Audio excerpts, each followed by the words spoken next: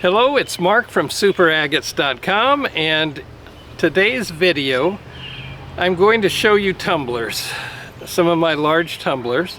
And if you want to polish larger stones, it takes a larger tumbler to get it done.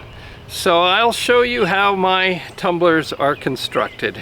Thank you for coming along. So I have three basic sizes of these homemade tumblers that I made. Now don't get me wrong, I use the Lortone 12-pound tumblers. I use vibratory tumblers. I use almost any kind of tumbler you can think of. But these are my favorite. And as you can see, I have basically three sizes. I've got this big one here that you've seen in videos before. This is essentially the same diameter, but as you can see, it's not quite as long, so you can't get a long piece. And then we have the one about the size of a Lortone tumbler. Now, I personally have never made one of these tumblers myself. I have a friend of mine, a really good friend, who is very smart, but he has this thing that he likes to give advice on how to do something that he has never done before. He's in my rock club, good guy, but I sort of feel like him right now telling you how to build a tumbler that I have never built before.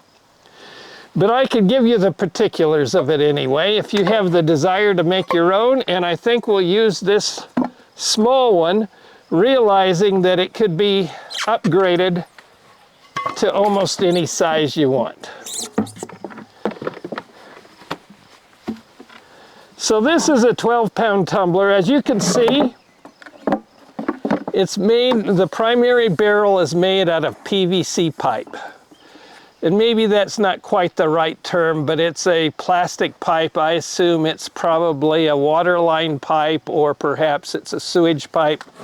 But the key thing here, and Brian, you may want to get a close-up of this, is the thickness.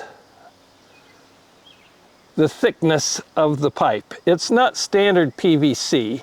It has to be thick enough to have a bolt drilled and impregnated into that pipe.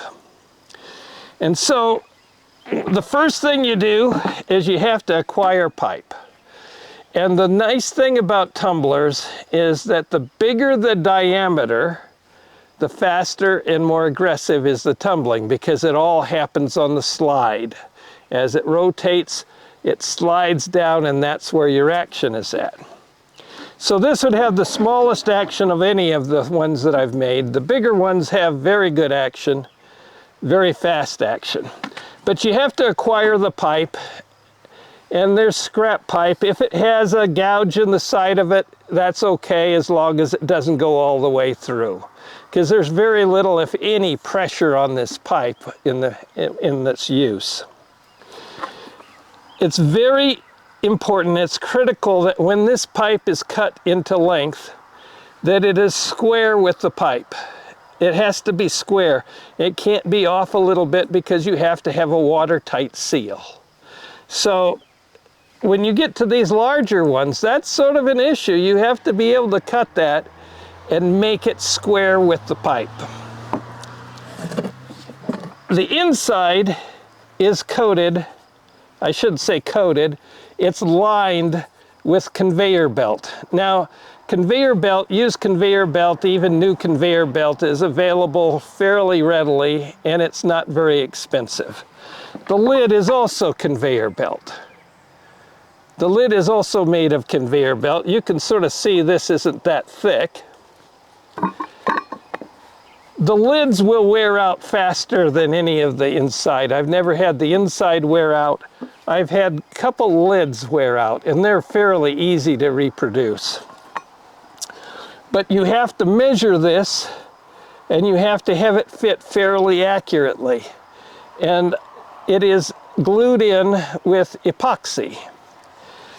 There's a seam in it, and what I've always thought is that one tumbler should be used for basically one grit, 60, 90, or 80 grit if you want like graded. It can also be used for like 220 if you wash it out good. A few grains of 60/90 in there aren't going to really make much difference. But I wouldn't put it through anything smaller than that, like a fine grit of 600, 1000, or 1200, or I use 1500 grit. And certainly not polish. Polish barrels should only be used for polish. So the cleaning out isn't so important, and if there is a little bit of a gap, it's not critically important if you use it for the same grit size. So you have to cut the pipe square, you line it with conveyor belt, and it might take a couple times of practice, but you have to get that so it's fairly square and nice in the barrel. Now this particular one, it sits above the rim of the pipe. And that is just fine, because as you clamp that down, it creates a watertight seal. The lid on both ends is a steel plate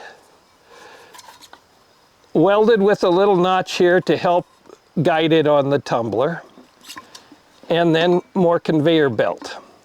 Now as this is put on the tumbler, if it overlaps the tumbler a little bit on this rubber part, that's not a big deal because it will wear over time. The steel plate is a big deal. That needs to be accurate. And the way to accomplish this is when you're drilling it, and it has to be done, I assume, with a drill press. You could do it by hand, but you want that thing to be square. You want it to be on there, and you want those bolts, in this case 1/2 inch bolt, to go straight down so it isn't at an angle one way or the other. If I did it with a hand drill, I could do it, but it wouldn't be straight down. A drill press would be a much better option, and you just drill, you mark where it's at, you drill all the way around, and that way your holes in the pipe where you're going to put in the 1/2 inch studs are lined up perfectly with these holes. To make it easy, there's a little mark that has been made here, and that lines up, in this case, with this mark here. I don't even have it accurate.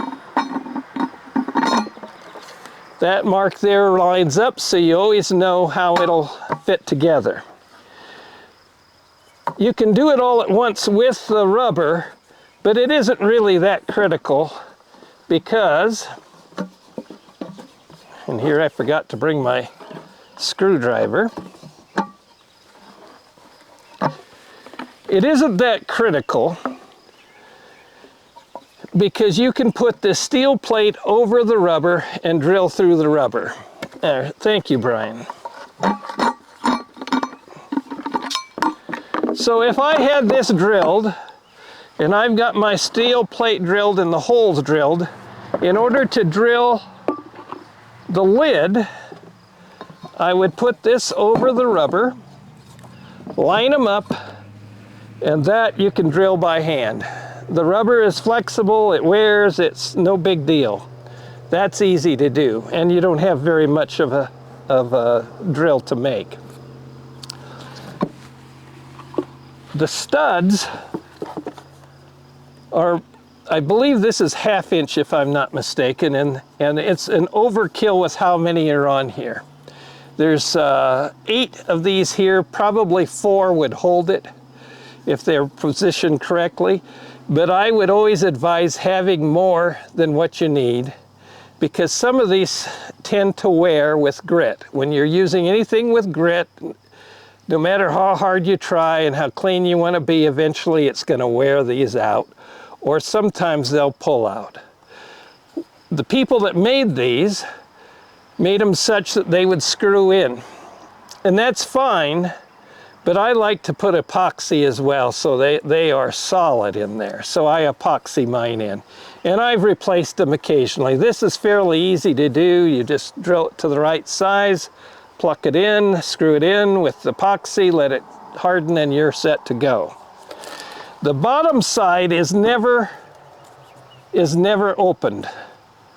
So those are just straight bolts. There's no nuts. You just bolt it on, basically with the same sort of practice. Except I believe that they've made it so that there's some threads in the pipe, and that stays in there. You never open it. Not necessary. But there again, you still have to go with the measurement so that they fit properly, and do it with the drill press. And then there's also another rubber gasket on the bottom.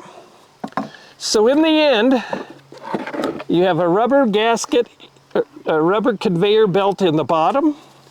It's coated with conveyor belt, all of it epoxied in.